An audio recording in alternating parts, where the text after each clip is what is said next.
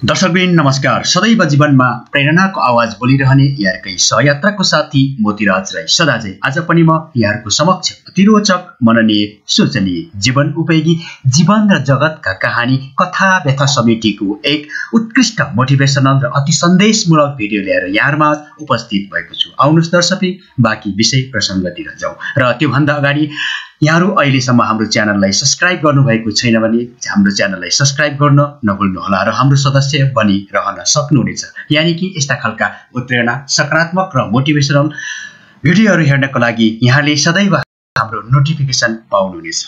दर्शकवृन्द, एउटा गाउँमा एउटा बुवा र छोरा बस्ने गर्दथ्यो। एक दिनको कुरा हो, छोराले आफ्नो बुवालाई आफ्नो जीवनको मूल्य के हो, आफ्नो जीवनको मूल्य कति हो भनेर प्रश्न गर्छ। बुवा अन्यलमा पर्छ, दोधारमा पर्छ, तर बुवा निकै बुद्धिमान रहेछन्। बुवाले आफ्नो घरबाट एउटा चम्किला, एउटा निकै बहुमूल्य ढुङ्गा निकालेर उसलाई भन्छ, छोरा यो लिएर बजारतिर जाऊ। बजारमा गइसकेपछि यो ढुङ्गा तिमीले देखाऊ र यो ढुङ्गाको मूल्य कति हुन्छ त्यो नै तिम्रो जीवनको मूल्य हो। त्यसो नभन्दै छोरा जान्छ, तर तिमीले त्यो ढुङ्गा बेच्न भने पाउँदैनौ, फर्केर आउनु पर्ने हुन्छ। नभन्दै छोरा जान्छ। गइसकेपछि छोराले एउटा बाटैमा एउटा आइमाई भेटाउँछ। आइमाईले त्यो ढुङ्गा देख्न बित्तिकै त्यो केटोलाई भन्छ, बाबु यो ढुङ्गा मलाई बेच, मलाई चाहिएको छ, मलाई यस्ता ढुङ्गाहरू धेरै मनपर्छ, यसको मूल्य म तिमीलाई 20 रुपियाँ दिन्छु। त्यसो भनिसकेपछि छोरा बुवाको आज्ञा अनुसार फेरि फर्किन्छ घरमा र मैले यो ढुङ्गा एउटा आइमाईलाई भेटाएको थिएँ, उहाँले भन्नुभयो म 20 रुपियाँ दिन्छु। बुवाले फेरि पनि त्यो छोरालाई भन्छ, आऊ छोरा, तिमी यो ढुङ्गा लिएर फेरि पनि एउटा म्युजियममा जाऊ। त्यो म्युजियममा गइसकेपछि तिमीलाई के भन्छन् त्यहाँ पनि आफ्नो मूल्य थाहा पाउँछौ। नभन्दै छोरा त्यो म्युजियमतिर जान्छ।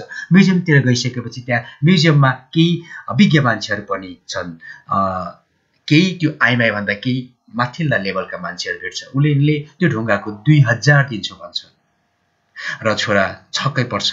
अघि ढुङ्गा 20 रुपियाँ थियो, अहिले फेरि 2000 भनेको छ।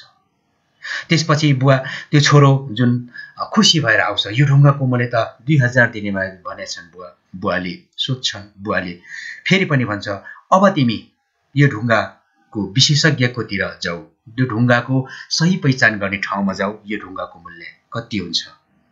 तर नियम चाहिँ उही नै हो, तिमीले 2टा औला मात्रै देखाउनु र बेच्न भने पाउने छैनौ। त्यसो भन्दै ऊ ढुङ्गाको विशेषज्ञतिर जान्छ। त्यहाँ गइसकेपछि त्यो ढुङ्गाको विशेषज्ञले त्यो ढुङ्गालाई अल्टाइपल्टाइ हेर्छन्। उनीहरूले छाम्ने बित्तिकै थाहा पाए कि यो ढुङ्गा निकै बहुमूल्य पत्थर हो, यो पत्थर हामीले तिमीलाई 2 लाख दिन्छौँ, हामीलाई जसरी भए पनि बेच्नुपर्छ। ऊ छक्कै पर्छ, अन्यल पर्छ। त्यसो भन्दै ऊ हतार खुसी भएर आफ्नो घरतिर आउँछ। घरमा आएर बुवालाई भेट्छ। बुवालाई उसले सबै नाली बेलेर सुनाउँछ, यो ढुङ्गा त मलाई 2 लाख दिने, 2 लाखमा बेच्नु पर्यो, बेचौँ बुवा। बुवाले भन्छ, तिमीले यो ढुङ्गा बेच्न पाउँदैन, यो ढुङ्गा भनेको तिमी हौ। तिमी जुन मान्छेसँग जसरी भेट्छौ तिनै मूल्य तिमीलाई मूल्याङ्कन गर्ने हो। त्यसरी तिमीले पहिलो आइमाईले भेट्यौ, त्यो जुन लेभल हुन्छ त्यो लेभल अनुसारको मूल्य तिमीलाई दियो। त्यसपछि आएर तिमी म्युजियमतिर गयौ। म्युजियममा उहाँहरूको लेभल अनुसार तिमीलाई ट्याग लाग्यो। त्यो ट्याग तिम्रो 2000 थियो, तर अब तिमी विशेषज्ञमा जो आफ्नो जीवनको भ्यालु मूल्य बुझ्ने ठाउँमा पुग्यौ। ठाउँमा पुगेपछि यो हुन्छ कि छोरा तिमीले आफ्नो मूल्य पाउँछौ।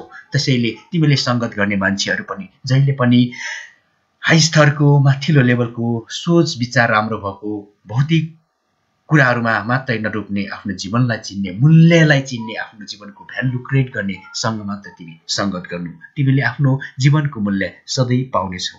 यो नै आजको यस कथाको मेन शीर्षक, मेन मूल्य थियो, मेन मान्यता थियो र मुख्य शिक्षा यही नै थियो। त्यसैले हामीले हाम्रो जीवनमा पनि यो ढुङ्गा जस्तै कुन ठाउँमा हामीले कसरी सङ्गत गर्छौ त्यसरी नै हाम्रो जीवनको पनि डिपेन्डेन्ट हुन्छ। त्यसैले तिमीले सङ्गत राम्रो गतिलो मान्छेसँग जहिले पनि सङ्गत गर्ने गर। तिमीले के गरेको छौ, के खाएको छौ, के लाएको छौ, कति महँगा तिमी कारमा चढेको, कति महँगो खानेकुराहरू खाइराख्ने गर्छौ, कति महँगो विलासिताका जीवन बिताउँछन् भन्नेले कुनै पनि अर्थ राख्दैन। तिम्रो जीवनको मूल्य तिमीले आफूले क्रिएट गर्यौ। तिम्रो सङ्गतले र तिम्रो खुबीले नै तिम्रो जीवनको मूल्य दिन्छ। तिमी म यस्तो हुँ त्यस्तो हुँ भनिराख्नु कुनै पनि आवश्यकता हुँदैन जीवनमा। तसर्थ यो ढुङ्गाको कथा जस्तै यो ढुङ्गा भनेको हामी हौ। हामी कसरी यो ढुङ्गालाई कस्तो मान्छेसँग सेयर गर्छौँ, कस्तो मान्छेहरूसँग भेट्छौँ, कस्तो मान्छेले हामीलाई जीवन कसरी दिएको छ त्यसमा डिपेन्डेन्ट हुन्छ। तसर्थ हामीले जहिले पनि आफ्नो अमूल्य जीवनलाई भ्यालुएबल बनाउनुपर्छ।